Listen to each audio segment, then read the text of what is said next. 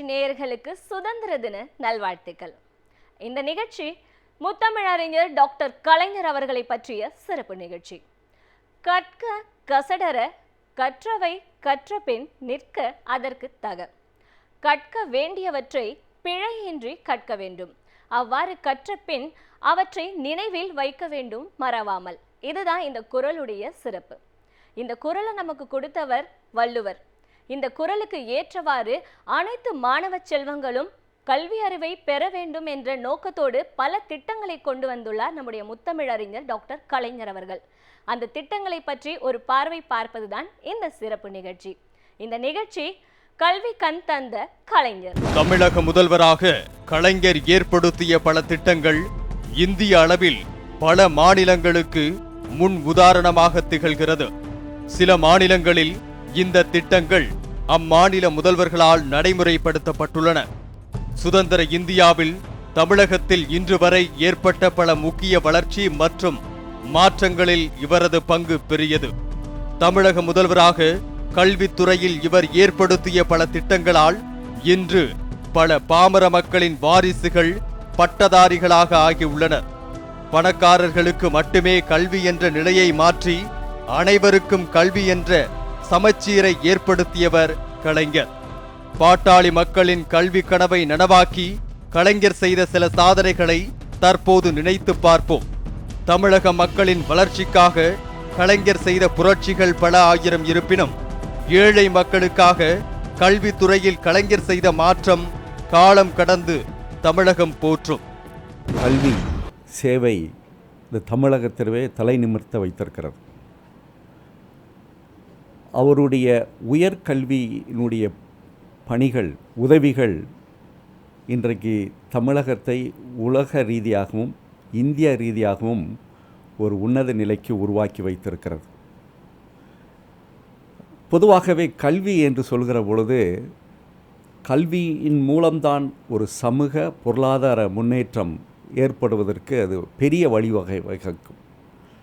அதை சரியாக புரிந்த தலைவர் நம்முடைய தமிழக மக்கள் கல்வியில் மேன்மை அடைகிற பொழுது அது சமூக பொருளாதார முன்னேற்றத்திற்கு வழிவகுத்தது என்பதை தெளிவாக அதை புரிந்திருக்கிறார். ஆனால்தான் அவருடைய திட்டங்கள் அனைத்துமே மிகவும் சீர்மிகு தன்மை வாய்ந்ததாக இருக்கிறது. உதாரணமாக 69 விழுக்காடு ரிசர்வேஷன் என்று சொல்லப்படுகிற ஒரு பெரிய இந்தியாவின் ஒரு முன் உதாரணமான அந்த ஒதுக்கீடு தான் இன்று தமிழகத்தை தலைநிமிர வைத்திருக்கிறது. ஆனால்தான் பொதுவாகவே உயர்கல்வியினுடைய தந்தை என்று சொல்லுகிற அளவிற்கு அவருடைய தலைமை நமக்கு அமைந்திருக்கிறது. கத்திக்கும் தமிழகத்தின் அவலையை நீக்கிய பெரும் தலைவன், தமிழையும் தமிழகத்தையும் சமமாய் பார்த்தவன்.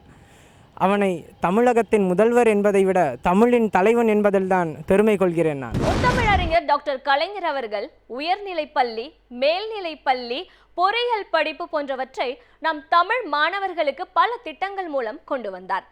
இவற்றினால் பொறியியல் மாணவர்கள் பலருக்கும் வேலை வாய்ப்புகள் அதிகரித்தது. இன்று உலகளவில் பொறியியல் மாணவர்கள் முதலாம் இடத்தை பிடித்திருக்கிறார்கள் என்பது குறிப்பிடத்தக்கது. இதை பற்றிய ஒரு தொகுப்பை காணலாம். தமிழகத்தில் 5 முறை ஆட்சியில் அமர்ந்த பெருமை மிகு தலைவர் முத்தமிழறிஞர் கலைஞர் அவர்களால் தமிழகத்தில் பல சிறப்பு மிகு திட்டங்கள் உருவாகின.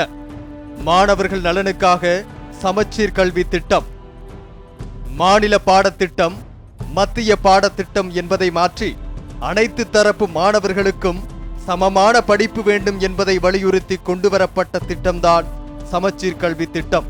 இந்த திட்டத்தால் ஏழை வீட்டு பிள்ளைகளுக்கும் பணக்கார வீட்டு பிள்ளைகளுக்கும் ஒரே பாடமுறையை உருவாக்கியவர் கலைஞர். கலைஞர் உலக தமிழ் மக்களுக்கு ஒரு தலைவனாக விளங்கியவர். உலகத்தில் உள்ள எல்லா நாடுகளிலும் உள்ள தமிழ் மக்கள் கலைஞர் கருணாநிதி அவர்களை தலைவராக ஏற்றுக்கொண்டார்கள். அந்த அளவுக்கு அவருடைய தமிழ் கான்ட்ரிபியூஷன் சொல்லலாம். உரைநடை, இலக்கியம், கவிதை, சினிமாவில் நடக்கக்கூடிய வசனம், இதெல்லாம் இன்றைய காலகட்டத்தில் அந்த மாதிரி பேசக்கூடிய ஒரு நபர் வந்து பார்க்கணுன்னாக்கா ஒரு துறைக்கும் ஒருத்தரை பார்த்து ஒரு இன்னன்னா இருக்காங்கன்னு ஒரு 10 பேரை சேர்த்து அப்புறம் தான் அவர் கலைஞர்னு சொல்லணும், கலைஞருக்கு ஈக்குவல்னு சொல்லணும். ஒரு மனிதன் தன் வாழ்நாளில் ஒரு துறையில் தன் முழு திறமைகளையும் செலுத்தி போராடி வெற்றி பெற முடியாத சூழ்நிலையில் பல துறைகளில் தன் கால் தடம் பதித்து சாதித்து காட்டிய மனிதர்கள் இவ்வுலகில் சிலரே. அப்படிப்பட்ட மனிதர்கள் இவ்வுலகில் மறைந்தாலும் பல நூற்றாண்டுகள் கடந்தும் அவர்களது புகழ் ஓங்கி உயர்ந்து நிற்கும். முத்தமிழறிஞர் டாக்டர் கலைஞர் அவர்கள் 5 முறை ஆட்சியில் அமர்ந்தார். அன்றைய காலகட்டங்களில் அவர் கொண்டு வந்த பல திட்டங்களில் சிறந்த திட்டம்தான் சமச்சீர் கல்வி திட்டம். இந்த திட்டம் இன்று வரை பல மாணவர்களால் வரவேற்கக்கூடிய ஒரு திட்டமாகவே அமைகின்றது. இந்த காலகட்டம் இன்றி இனி வரக்கூடிய காலகட்டங்களிலும் அனைத்து மாணவர்களுக்கும் மிகவும் சிறந்த ஒரு திட்டமாக நமக்கு கொடுத்துள்ளார் நம்முடைய முத்தமிழறிஞர் அவர்கள். காரணம், மாணவர்கள் எந்த ஒரு பாகுபாடும் இன்றி சிறந்த முறையில் கல்வி கற்க வேண்டும். உயர்ந்தவன் தாழ்ந்தவன் போன்ற பாகுபாடுகள் இந்த கல்வியில் இருக்கக்கூடாது என்ற ஒரு நல்ல எண்ணத்துடன் இந்த திட்டத்தை நமக்கு தலைவர் அவர்கள் கொடுத்தார்கள். எனவே சமச்சீர் கல்வி திட்டத்தை பற்றிய ஒரு தொகுப்பு இப்பொழுது காணலாம். முத்தமிழ் அறிஞரின் மாணவர்களுக்கான இலவச பஸ் பாஸ் திட்டம். கிராமப்புற மாணவ மாணவிகள் பள்ளி செல்வதற்கு 5 கிலோமீட்டர் முதல் 10 கிலோமீட்டர் தூரம் வரை நடந்து செல்ல வேண்டிய சூழல் இருந்தது. அந்த சமயத்தில் பேருந்துகளை அதிக அளவில் இயக்கியதுடன் இலவச பேருந்து கட்டணம் என்பதை முதல் வகுப்பில் இருந்து மேல்நிலை வகுப்பு வரை மாற்றியமைத்தார் கலைஞர். கலைஞர் ஐயா சமச்சீர் கல்வி கொண்டு வந்தது நல்ல பயனுள்ளதாக இருந்தது. மக்கள் நல்லா ஈஸியாக இருந்துச்சு. அதை படிக்கிறதுக்கு யூஸ்ஃபுல்லாக இருந்தது. எல்லா பசங்களுக்கும் ஈஸியாக இருக்குது. இப்போ புரிகிற மாதிரி இருக்குது. சமச்சீர் கல்வியில் பார்த்தீங்கன்னா எல்லாருக்கும் ஒரு ஈக்குவலான எஜுகேஷன் போய் சேரணும்னு ஒரு பெரிய ஸ்டெப்பு அது. நான் முடிக்கும்போது சமச்சீரில் தான் முடித்தேன். ஆரம்பிக்கும் போது நாங்கள் தான் ஃபஸ்ட் பேட்ச் ஆரம்பித்தோம் 9th.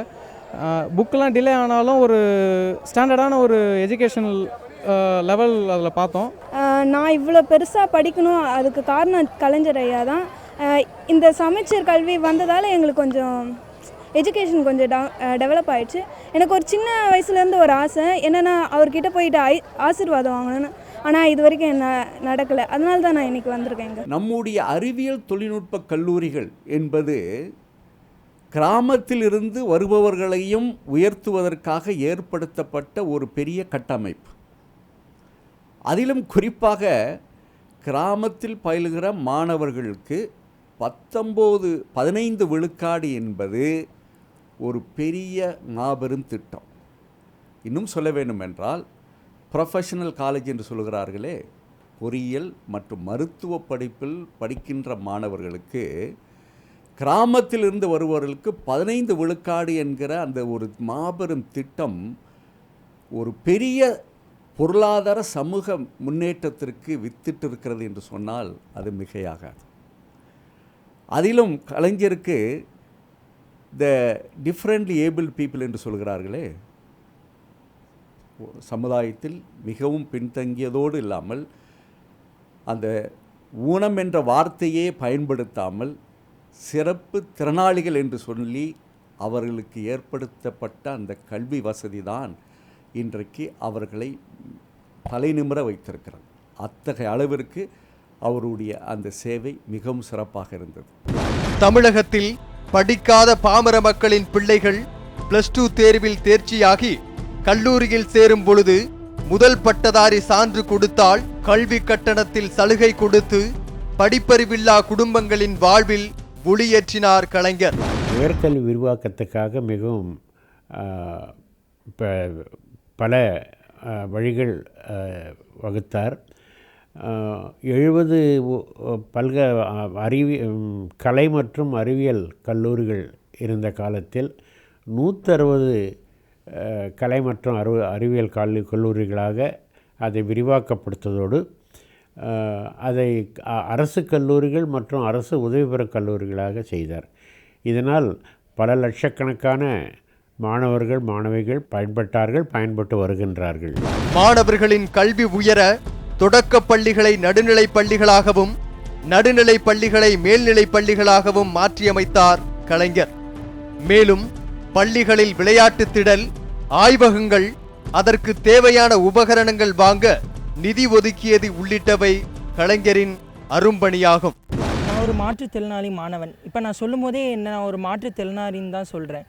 ஆனால் முன்னாடி ஊனமுற்றவர்கள் அப்படின்னு சொல்லி எங்களோட மனசில் ஒரு ஊனத்தை தமிழ் இனத்தில் அந்த தமிழ் எவ்வளோ இனிமையான மொழி, ஆனால் அதில் ஊனமுற்றவர்கள் அப்படின்ற பேர் தான் எங்களுக்கு வச்சுருந்தாங்க. ஆனால் கலைஞர் ஐயா தான் ஊனமுற்றவர்கள் அப்படின்ற பெயரை மாற்றி மாற்றுத்திறன் உடையவர்கள், மாற்றுத்திறனாளி அப்படின்ற ஒரு அற்புதமான பெயரை அவர் தான் தந்தார். இதை வச்சே நம்ம கண்டுபிடிச்சிக்கலாம் ஐயா எவ்வளோ ஒரு தமிழ் மேலேயும் அரசியல் மேலேயும் அவரோட ஆர்வங்கள் எவ்வளோ அதிகம், அவர் பண்ண மாற்றம் இது காலத்தாலும் அழியாது. என் பேர் ஹமீதா முஸ்தஃபா. நான் 12th ஸ்டாண்டர்ட் படிக்கிறேன். கலைஞர் எல்லாருக்கும் சமச்சீர் கல்வி கொண்டு வந்தார். இது என்னென்னா பார்ஷியாலிட்டி இல்லாமல் எல்லாருக்கும் ஒரு சமத்துவமான கல்வி இருக்கணும்னு நினச்சாரு. எல்லா ஏழைகள்லேருந்து பணக்காரர்கள் வரைக்கும் எல்லாருமே ஒரே கல்வி பெறணும்னு நினச்சாரு. ஏன்னா அது எல்லாருக்கும் இருக்க ரைட்ஸ், எல்லாருக்குமே ஒரே கல்வி கிடைக்கணும் அப்படின்னு நினச்சி ஸ்டூடெண்ட்ஸ்க்காக நிறைய விஷயங்கள் பண்ணியிருக்காரு. அவருக்காக நம்ம எல்லோரும் ப்ரே பண்ணிக்கலாம், அவரோட சோல் பீஸில் ரெஸ்ட் ஆகணும். என்னுடைய பேர் வசந்தி மல்லிகா. நான் திருச்சியில் கவர்மெண்ட் எய்டட் ஸ்கூலில் ஹெட்மிஸ்ட்ரஸாக இருக்கேன். கலைஞர் ஐயாவோட இடத்த பார்க்குறதுக்காக, நினைவிடத்தை பார்க்குறதுக்காக நாங்கள் திருச்சியிலேருந்து வந்திருக்கோம். ஐயா அவர்களுடைய புகழ் எங்களுடைய பள்ளியில் மாற்றுத்திறனாளி, அதாவது ஊனம் மற்ற எல்லா வகையிலையும் எம்ஆர் மென்டலி அப்படின்ற சொல்ல மாற்றி மாற்றுத்திறனாளி அப்படின்ற ஒரு கேடரை கொண்டு வந்தவர் நம்முடைய தந்தை கலைஞர் அவர்கள். எங்கள் பள்ளியில் பிரியங்கா அப்படின்ற ஒரு மாணவர் மாற்றுத்திறனாளியாக இருந்தாங்க. அவங்க நம்முடைய இந்திய ஜனாதிபதி அவர்கிட்ட அவார்டு வாங்கியிருக்காங்க. அவார்டு வாங்கிட்டு எங்களுடைய பள்ளிக்கு பெருமை சேர்த்துருக்காங்க. பள்ளிக்கு மட்டுமல்ல, நம்முடைய தலைவர் கலைஞர் அவர்களுக்கே ஒரு பெருமை அவர்கள் சூட்டியிருக்கிறாங்க. முத்தமிழறிஞர் டாக்டர் கலைஞர் அவர்களின் திட்டங்களில் மீண்டும் ஒரு சிறந்த திட்டத்தை பற்றி பார்க்கலாம். இந்த திட்டம் ஒரு காலகட்டத்தில் மதிய உணவு திட்டமாக அழைக்கப்பட்டது பள்ளிகளில். ஆனால் நம் முத்தமிழறிஞர் டாக்டர் கலைஞர் அவர்கள் அவற்றை சத்துணவு திட்டமாக மாற்றினார். மாணவ மாணவிகள் ஊட்டச்சத்து மிகுந்த உணவை உட்கொள்ள வேண்டும் என்னும் நல்ல எண்ணத்துடன் அனைத்து மாணவர்களுக்கும் 2 முட்டை வழங்க வேண்டும் என்பதை கட்டாயமாக்கினார். இதன் மூலம் ஏழை எளிய மாணவ மாணவிகள் மட்டுமின்றி அவர்களுடைய பெற்றோர்களும் குழந்தைகளை பள்ளிக்கு அனுப்ப ஊக்குவிக்கப்பட்டார்கள். இது ஒரு சிறந்த திட்டமாக இருந்ததல்லவா? அவற்றை பற்றிய ஒரு தொகுப்பை பார்க்கலாம். கல்வித்துறையில் பார்த்தோமானால் இன்றைக்கு ஏழை குழந்தைகள்லாம் பள்ளிக்கூடத்துக்கு வரும்பொழுது அங்கு கிடைக்கும் உணவை சாப்பிட்டு ஆரோக்கியமாக சென்று மறுநாள் திரும்பி வர வேண்டும் என்ற ஒரு வைராக்கியத்தோடு ஒரு சத்துணவு திட்டத்தை கொண்டு வந்தார். அது இந்த நூன் மீல் ஸ்கீம் என்று சொல்வார்கள் ஆங்கிலத்தில். அது பல ஆண்டுகளாக பல பேருடைய முயற்சியினால் வந்தது என்று கூறினாலும், இந்த மாதிரி ஒரு சத்துணவு கொடுக்க வேண்டும் என்று நினைத்து அதை முயற்சி செய்து அதை நிர்வகித்து மாணவர்களுக்கு பயன்பெற செய்தார். இது ஒரு பெரிய கான்ட்ரிபியூஷன் என்று சொல்லலாம். மாணவர்கள் நிறைய மாணவர்கள், ஏழை மாணவர்கள் பள்ளிக்கூடத்துக்கு வரும்பொழுது ஏன் வரவில்லை என்று கேட்டால், சாப்பாட்டுக்கு வழி இல்லை, என்ன பண்ணுறது அப்படின்னு சொல்லி மாணவர்கள் பதில் சொல்கிறாங்க. அந்த சாப்பாட்டுக்கு வழி இல்லைங்கிறத கேட்டு தான் அவர் அதுக்கு பதிலுக்கு தான் இந்த மாதிரி ஒரு வழியை கண்டுபிடிச்சி அந்த மாதிரி அவர் செஞ்சார். அது அவர் பொதுமக்களினுடைய ஈடுபாடு எந்த அளவுக்கு நாட்டு முன்னேற்றத்தில் இருக்கணுங்கிறதுல கண்ணோட்டம் வச்சிருந்ததுனால அவர் இந்த மாதிரி பண்ணார். முத்தமிழ் அறிஞர் கலைஞரின் மதிய உணவில் 2 முட்டைகள் வழங்கும் திட்டம் காமராசர் ஆட்சி காலத்தில் மதிய உணவு திட்டமாக இருந்ததை எம்ஜிஆர் தனது ஆட்சி காலத்தில் சத்துணவு திட்டமாக மாற்றினார். ஆனால் முத்தமிழறிஞரோ சத்துணவு திட்டத்தோடு 2 முட்டையும் சேர்த்து வழங்க ஆணை பிறப்பித்தார். முதலாம் பள்ளி ஆசிரியர் கலைஞர் அவர்கள் அரசுக்கு பள்ளிக்கு நிறைய நலத்திட்டங்கள் செஞ்சுருக்காங்க. குறிப்பாக பிள்ளைங்களுக்கு மதிய உணவில் வாரம் 5 முட்டைகள், அந்த முட்டை ஊட்டச்சத்தாக இருந்தது. அது மட்டும் இல்லாமல் அந்த கலவை சாதங்கள் போட சொல்ல நிறைய பிள்ளைங்க பசியும் அடங்குச்சு. அதுக்கப்புறம் பார்த்திங்கன்னா நல்ல ஊட்டச்சத்து மிகுந்த ஒரு உணவாக இருந்தது. பிள்ளைகளுக்கு நல்ல ஆரோக்கியமாக வளர்ந்தாங்க. எனவே கண்டிப்பாக பிள்ளைகள் எப்பவுமே அந்த பிள்ளைங்க எப்பவுமே ஐயாவுடைய இந்த நலத்திட்டங்களை எப்பவுமே மறக்க மாட்டாங்க.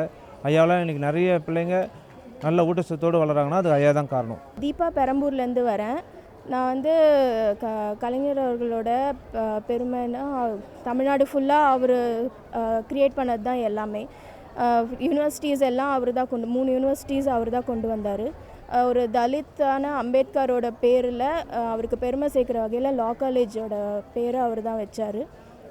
பெண்களுக்காக நிறைய ரிஃபார்ம்ஸ் பண்ணியிருக்காரு. சொத்துரிமை கொண்டு வந்திருக்காரு, மகப்பேறு திட்டம் கொண்டு வந்திருக்காரு, விதவை மறுவாழ்வு திட்டம் கொண்டு வந்திருக்காரு. இந்த மாதிரி நிறையா பெண்களுக்காக ரிஃபார்ம்ஸ் பண்ணியிருக்காரு. நிறையா காலேஜஸ் கொண்டு வந்தார். மெடிக்கல் காலேஜஸில் வந்து 18 காலேஜில் 9 காலேஜ் அவர் கொண்டு வந்தது தான். ஸோ அவரோட ரெஜீமில் நாங்கள் இருந்ததே எங்களுக்கு ஒரு பெரிய பெருமை. நான் பணி நிறைவு பெற்ற மெட்ரிகுலேஷன் பள்ளி ஆய்வர். நான் 2010 பணி நிறைவாயிடுச்சு. முதல்வர் கலைஞர் அவர் இருந்தபோது அரசு ஊழியருக்கு ஆசிரியருக்கு நிறைய செஞ்சிருக்காரு. குறிப்பாக கல்வித்துறையில் பார்த்திங்கன்னா சத்துணவு வந்து உண்மையாலுமே சத்துணவாக்குனது அவர் தான். வாரத்துக்கு மாணவர்களுக்கு முட்டையை வழங்க வேண்டும் என்று சொல்லி அப்புறம் வாரந்தோறும் ஒவ்வொரு நாளும் முட்டை வரக்கூடிய ஒரு சத்துணவு திட்டம் பார்த்து அவர் தான். அடுத்தது தமிழ்நாடுடைய கல்ச்சரல் டெவலப்மெண்ட், அதனுடைய ஹெரிட்டேஜ், தமிழ் டெவலப்மெண்ட்டு, செம்மொழியாக்குனது, இதெல்லாமே கல்வித்துறையில் ரொம்ப கல்வி சார்ந்தவர்களுக்கு கல்வியாளர்களுக்கு மிகுந்த பெருமைக்குரியது. அது மட்டும் இல்லை, அரசு ஊழியர் ஆசிரியர் வந்து அந்த ஊதிய உயர்வு வரும்போது ஊதிய உயர்வில் ரொம்ப ஊக்கமாக இருந்து அவர்களுக்கு பின்பலமாக பக்கபலமாக இருந்தார். அரசு ஊழியர் ஆசிரியர் தொய்ந்து போகக்கூடாது, அவர்களுக்கு வந்து நம்ம சம்பளம் வந்து கொடுத்தா தான் சரியாக பண்ணுவாங்கன்னு சொல்லி அந்த விதத்திலே வந்து அவர் நல்லா எக்கனாமிக்கல் டெவலப்மெண்ட்டில் எதுவும் பார்க்கலாம். இப்படி கலைஞர் வந்து ஒரு பன்முகத்தன்மை கொண்டவர்.